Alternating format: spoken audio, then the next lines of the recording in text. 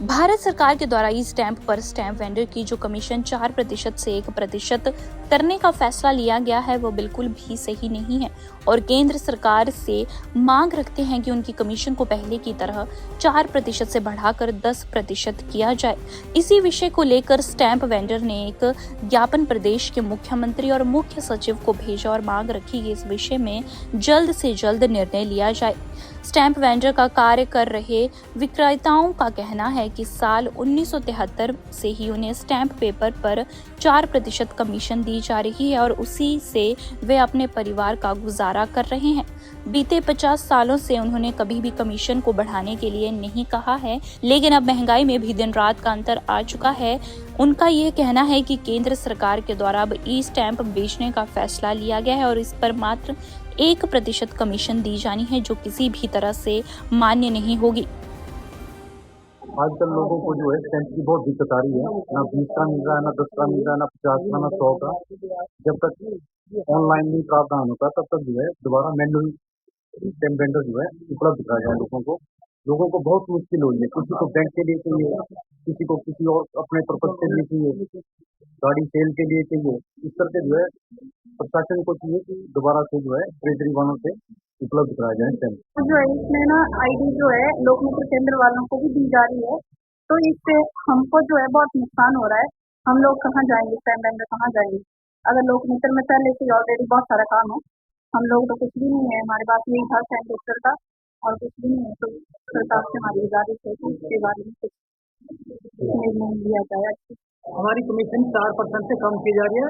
हमारी सरकार से अनुरोध है कि कमीशन जो है 4% से बढ़ाई जाए, ना कि पूरे हिमाचल में हमसे जो है कमीशन कम कर रहे हैं। ना हमारे पास इलेक्ट्रिसिटी है, ना कंप्यूटर है, ना हमारे पास प्लेस बैठने के लिए। हमें गर्मी सर्दी में हमारे को धूल आंधी में बाहर बैठना पड़ता है। हमारे को कम से कम स्थान मुहैया करवाया जाए, कंप्यूटर मुहैया करवाया जाए और साथ में हमारे को और भी सुविधाएं दी जाए। जैसे हमारी कमीशन कम की जा रही है, वैसे हमारी कमीशन भी बढ़ाई जाए। और साथ में हम पढ़े लिखे हैं सारे के सारे, तो हमें सारा रिकॉर्ड रखना पड़ता है। पब्लिक का हमारे को हर तरह से हमारे को एड्रेस उनका नोट करना पड़ता है और हमारे को जितना डॉक्यूमेंट राइटर लिखने का लेते हैं उतना हमारे को रजिस्टर मेंटेन करना पड़ता है और स्टैम्प पेपर के ऊपर हमारे को सारा कुछ ये उनका एड्रेस लिखना पड़ता है।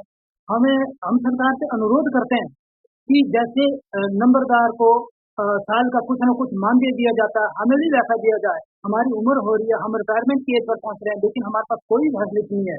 इसलिए हमारा सरकार से अनुरोध है कि हमें भी कुछ न कुछ फैसिलिटी प्रदान की जाए और हमें भी कुछ न कुछ मानदेय दिया जाए। असल स्टैम्प पेपर का जो इशू था उसमें अब ई स्टैंपिंग शुरू हो चुका है, तो ई स्टैंपिंग से हमारे को कोई दिक्कत नहीं है, परंतु जगह मुहैया नहीं करवाई गई है और कुछ सिस्टम वगैरह लगाने हैं, तो उनका जो खर्चा है उससे जो है कि वो कमीशन से पूरा नहीं हो पा रहा है। 1% कमीशन जो है हमारी कर दी गई, जहाँ 4% कमीशन हमारे को दी जाती थी स्टैम्प पेपर पर। तो उससे ये है कि पब्लिक को भी दिक्कत हो रही है और ये स्टैम्प वेंडर को भी दिक्कत हो रही है, क्योंकि अब जो ऑनलाइन सिस्टम चल पड़ा है, तो ऑनलाइन में जो है पब्लिक पोर्टल में ये चीज़ें चल पड़ी है। तो पब्लिक पोर्टल में एक आईडी पे आप 5 स्टैम्प पेपर निकाल सकते हैं। तो स्टैम्प वेंडर्स के पास ऐसे भी बहुत कम लोग आने वाले हैं आने वाले समय में।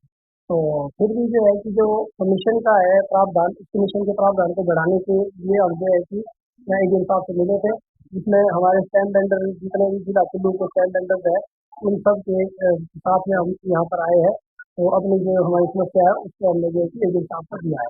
उन्होंने आश्वासन दिया है कि अब देखते हैं, बात करेंगे बोला। तो बाकी ज़्यादा बात नहीं हो पाई है क्योंकि वहाँ कुछ कार्य और चला हुआ था, तो फिर भी हमें जो विज्ञापन है उनको दे दिया है हमने। दैनिक सवेरा के लिए कुल्लू से सृष्टि शर्मा की रिपोर्ट।